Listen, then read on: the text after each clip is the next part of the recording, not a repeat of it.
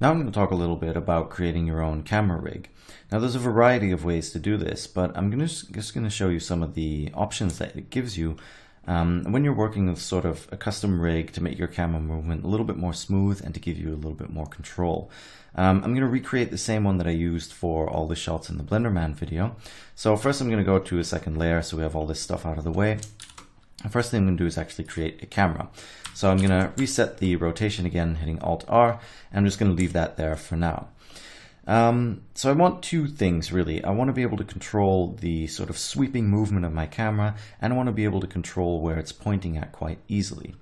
So the first thing I'm going to do is I'm going to create a empty, and I'm going to call this one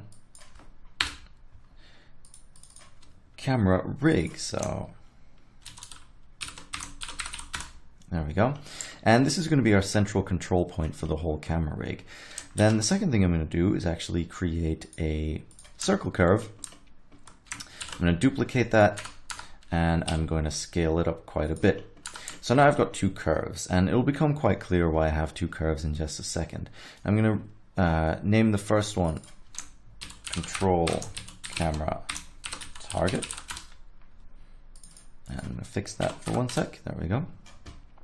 And I'm going to name the second one control camera. So now we have these two things set up, and we can start thinking about how we're going to do things. So first thing I'm going to do is actually grab my camera, go over to the constraints, and add a follow path constraint.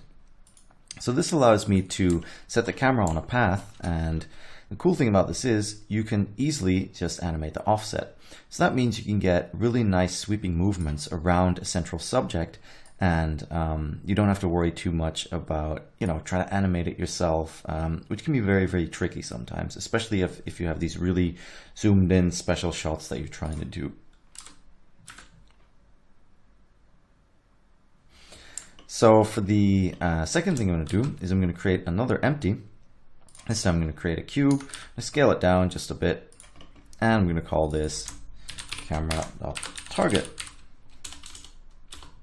There we go. And I'm going to do the same thing. I'm going to add another object constraint, but this time I'm going to set it to the camera target control. So now we have a second control, and we can actually point our camera towards this. And if we move them over these parallel curves, then you get some really cool results. So the last thing that I need to do is actually set my add another object constraint and set it to, where are we? Track 2. I'm going to track it to the camera target. There we go. And I believe it's the -C axis. There we go. And now our camera will actually track to that target. So if I go back to these constraints,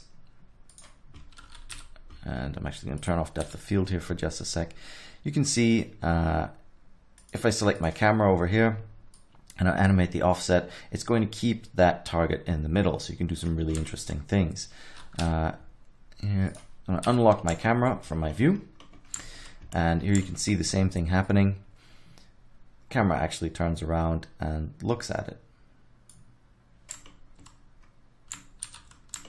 And apparently I'd moved it around. So if you hit Alt-G, you reset the camera to the center point and you won't have any issues. So where is it? Here we are. If I grab my offset again, you can see it will point at that target. So that means you can rotate around an object really quickly and get really cool shots. And if you animate the target as well, then your camera will keep following that. So the best way to do it is to keep them sort of on the same angle from each other. So if I'm going to move my camera, let's say from here over to here, you'd probably want to move your target over to there as well, so the camera follows along. Now, one last thing to do to make sure you can actually move this thing around quite easily is to grab all of this stuff, actually not the camera, to grab these two Bezier curves and the middle empty, parent them together, and now we can actually move this rig around and do whatever we want with it. So this is a really quick and easy way to do something like this. You can go super advanced with camera rigs. I like doing it this way because, let's say if you want to rotate this over the y-axis, you get a completely different point of view from your camera. So I'm gonna reset the rotation, and I'm going to bring back our Blender Man. And now what I'm going to do is, let's say I want to rotate around his face. I'm just going to do this very quickly. I'm going to click here to set my cursor on his face, and then with the camera rig empty selected, hit Shift S and say selection to cursor. And now we actually have a camera rig around his face. So if I go back to our camera view and I were to animate our offset here, I'll type in cam, so we just have the camera. So I grab the camera, I'm going to hit the I key just for a keyframe on the offset. I'm going to go to the end of my timeline here, which is 120 frames. I'm going to animate the offset to the other side, hit I again, and I'm going to do the same thing for my camera target. So hit I on the first one, move it over, animate the offset to about there. Usually you can correlate these values quite closely. And if we were now to play our animation, you can see we have this really nice sweeping camera movement. Now with this set up, we can start doing some really cool things.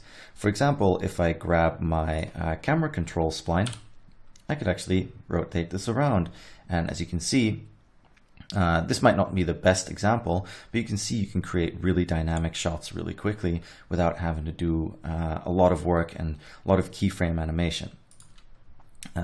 Were to scale this down, for example, you can move in closer and you can see the same thing happening. So this is a really, really quick way to do this kind of thing. Same if I were to rotate the target, you can see the target will sweep up and down. And again, this sort of thing will sort of blow open your creativity a little bit, and you have to worry less about animating keyframes all the time and getting, you know, super down with curve editors and stuff to get sweeping camera movements. So this is something that I like to do, and these camera rigs, they will vary from project to project. I knew going into this one that I wanted these really cool close-up sweeping movements, so that's why I created a rig like this that's easy to move around. And all the animation can be offset by just moving your camera rig around, and you can see all of this happening in real time. If I put the camera rig down here, then we get a nice kind of interesting view from his from the chest over here, and you can just keep going and keep going. And again, you can go outside of the camera view, and you can do all of this while it's playing in the timeline, so you get live feedback from what you're doing, which is awesome. If I set it over here in like the neck area, for example, and I hit Alt-R to reset the rotation of my curves, then again I get the regular normal sweeping camera movement. I could even, if I grab the camera rig again, I could even move it in and move it on the Y-axis, because I know in world space the Y-axis is moving closer to the throat. So now we have a really cool sweeping shot, which obviously still needs a little bit of work, but you could do all kinds of things. You could animate the rotation of those splines so you get really interesting results. But that's it. I mean, it's a quick camera rig, it doesn't take long, and it can really help out with creating interesting shots.